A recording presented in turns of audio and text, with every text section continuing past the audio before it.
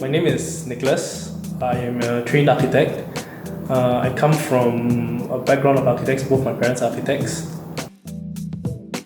We have a dog. His name is Kazu, and we have a cat. Her name is Katie. So the cat belonged to my wife before we moved in, and the dog belonged to me. So when we moved in, we weren't sure how they would interact with each other. But fortunately, we have 2 floors. So the cat's territory is upstairs, and the dog's territory is downstairs. And this territory is they don't mix with each other, which is pretty good because the cat is not very friendly to the dog.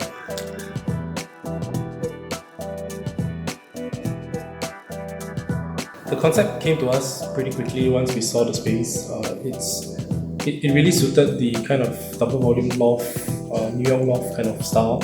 So immediately that's what we wanted. We knew we wanted, and we specifically chose raw cement screed and the recycled brick tiles because we wanted to add another layer of texture to the house, and the timber screen, the timber slats really kind of just soften the entire space up. The renovation budget was about 79,000 if I remember correctly. Because we didn't really have a lot of finishes, the finish on the floor is just cement screed. The only kind of finishes that we have were in the bathrooms and in the brick wall. And that is excluding our furniture but including all our fittings.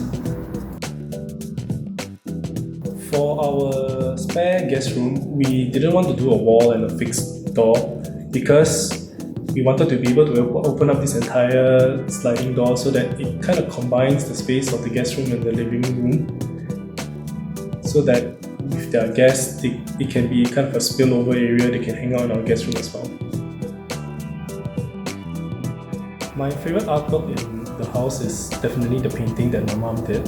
She did it as a surprise as a wedding gift for me and my wife.